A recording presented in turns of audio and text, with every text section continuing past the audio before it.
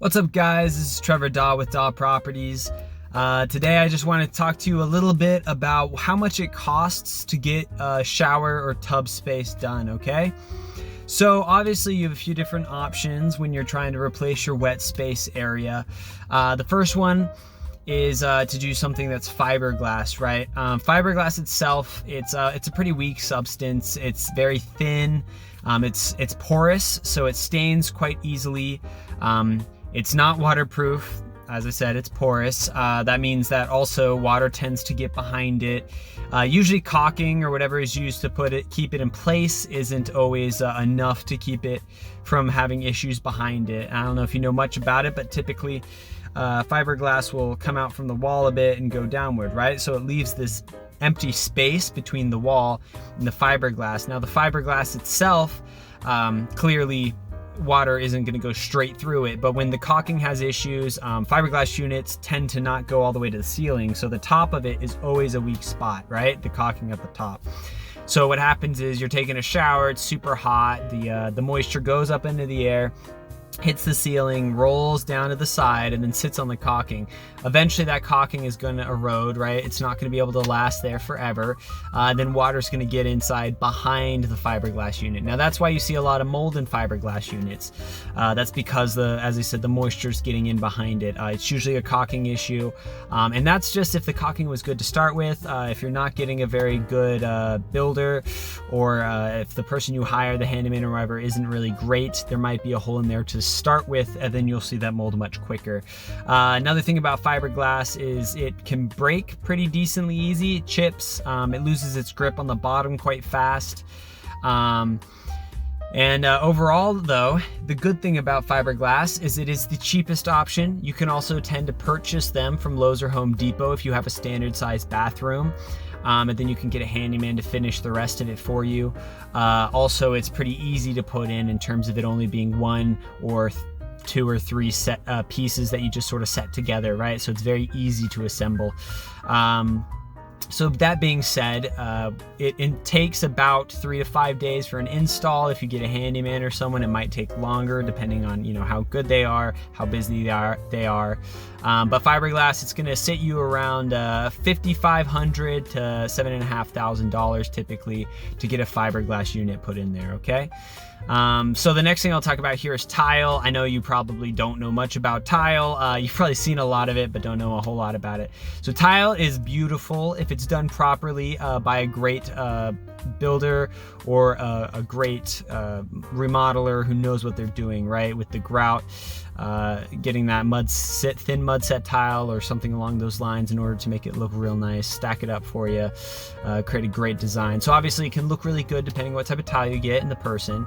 Now the downside to tile, well, there's quite a few. The first one is, just like fiberglass, forgot to mention, there's no warranties typically handed out with tile, and that goes along with just the quality of the tile itself, right? Obviously if you buy cheap tile, it's not going to be as durable, it might crack, might have issues, but tile in general, it doesn't have much quality control because either it's a natural substance, right, or it's manufactured, but then you're putting it in with all this grout, and there's just so much going on. Like, it just, so many moving parts, right? And say it's on the second floor, and something on the first floor moves in your house and everything shifts, that tile's going to shift with it. Pieces are going to fall off, they might break.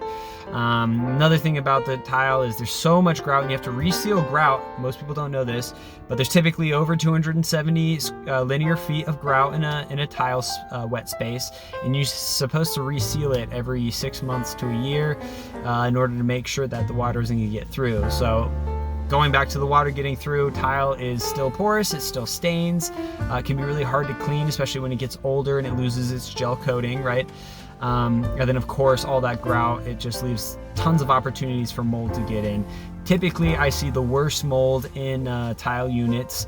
The mold gets really bad, it just starts to basically get in behind different parts of the grout, and then you start seeing the head of the mold come out, and you can see it in the shower. And of course with tile, it's extremely hard to get rid of it. You need to take down all the tile and basically replace the whole unit, right, if you get that mold back there. Tile itself can be quite a bit more expensive, it being a little bit harder to put together. It takes a lot longer. It could take a week, 2 weeks. If you hire a really good company. If you hire someone that's not so great, it might take a month. Handyman can take up to 3 months, because typically they'll try to throw it in with a bunch of other projects, because you know they don't always get paid most of their money right away, right? So they got to fit in other projects to keep getting paid while they're putting together that long project for you. And then tile itself, it typically costs between $7.5 for a really cheap tile unit, all the way up to 14, 15, even higher. 15,000 even higher, depending on what type of material and who you hire for that, right? And then of course another option you have is marble. Most people don't go with marble because it's extremely expensive.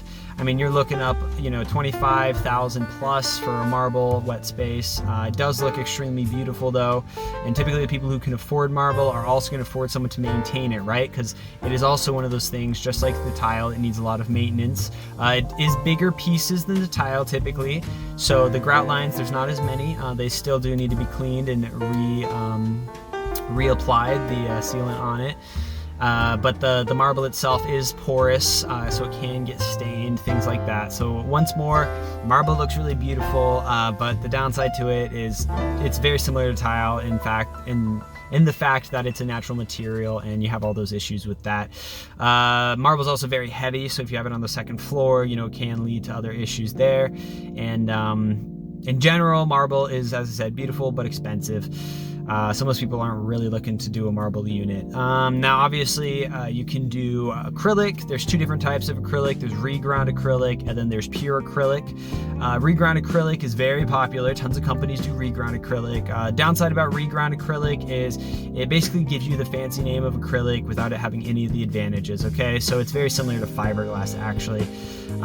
Basically they combine acrylic with other plastics in order to make it a little bit more maneuverable, and then they put a gel coating on top. So it's just a more flexible version of fiberglass at that point, because it has a gel coating, it's still porous, so water's still going to get back there. Yeah, it's very similar to the fiberglass. Now the biggest issues in that one is typically people who are using the reground acrylic, they're typically a wrapping company, so they'll just go and they'll wrap this acrylic over whatever you currently have. Now obviously that's a great option if you're trying to do something that is really quick, really cheap. You're just trying to flip a house, or you have that bathroom no one ever uses but you want it to aesthetically look better. Throwing a wrap on with that reground acrylic is totally fine. But you don't want anything with existing water damage by any means, because what you're basically doing is you're creating another layer for that mold to sit in, right? And I mean, I can almost guarantee you're going to have waterproofing issues if you're putting a wrap on there, and if any water gets in there, it's just the perfect breeding ground for mold. So yeah, if you have mold issues, definitely don't want to go with a wrap. That reground acrylic is not going to help you at all. But as I said, it is good for flips. It's good for if you're right before you sell a house, or that bathroom no one ever uses, right? Just for the aesthetic of it. Now the typical price for the reground acrylic, that can cost, $7,000 to 12 plus, just depending on, what type of upgrades, things like that you get for it. But you can get it done pretty decently cheap. As well. And then the last one I'll tell you about is pure acrylic or virgin acrylic. That is a great material to use. Now, so many advantages of it. The biggest disadvantage is it is a little bit on the pricier side, but it isn't like way out of the league. I mean, typically when you're looking at acrylic, you're going to get a substance that's extremely hard. It's, extremely durable. I mean, they use it for, the helmets on football players, the capping of teeth. It's just one of those items. Now the capping of teeth, right, that means it's not porous as well. So once more, you can actually make a waterproofed unit using acrylic, okay, pure acrylic, right? Now just like the wrapping I was telling you about, that you won't be able to really get a wrapping with acrylic units because they're not as flexible, so you can't just wrap around everything there. Now you can do an individually cut wrap around, but I wouldn't suggest that.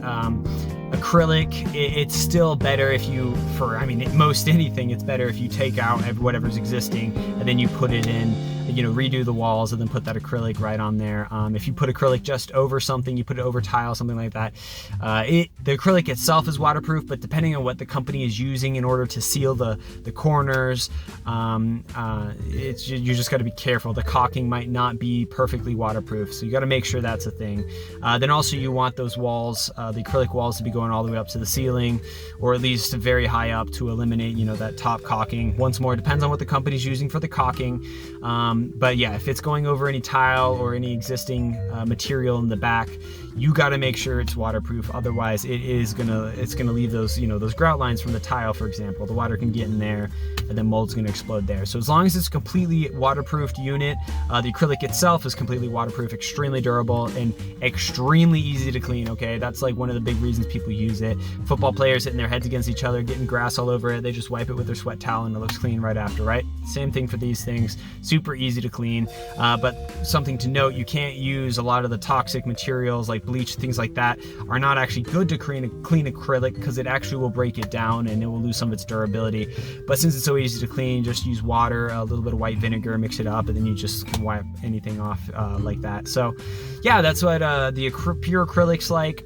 Pure acrylic's going to cost you anywhere between typically about $8,000 to $14,000, somewhere in there, depending on what upgrades, things like that you get for it. Yeah, so then basically those are the options we're gonna talk about today. One thing to note when you're doing a bathroom space is the wet space itself typically costs around 65 to 75% of an entire bathroom, depending on, exactly what you're putting in there and what's existing before. But so if you get your wet space done by a really good company, you can get a handyman to do the rest of the work in the bathroom, and that'll save you a lot of money instead of getting one company doing the full thing, okay? Other things to note is when you're selling a home, having good bathrooms is a really big selling point. It actually increases the value of your home. So, when you're looking to get that renovation, definitely consider bathrooms, also kitchens. I'll make a different video on kitchens.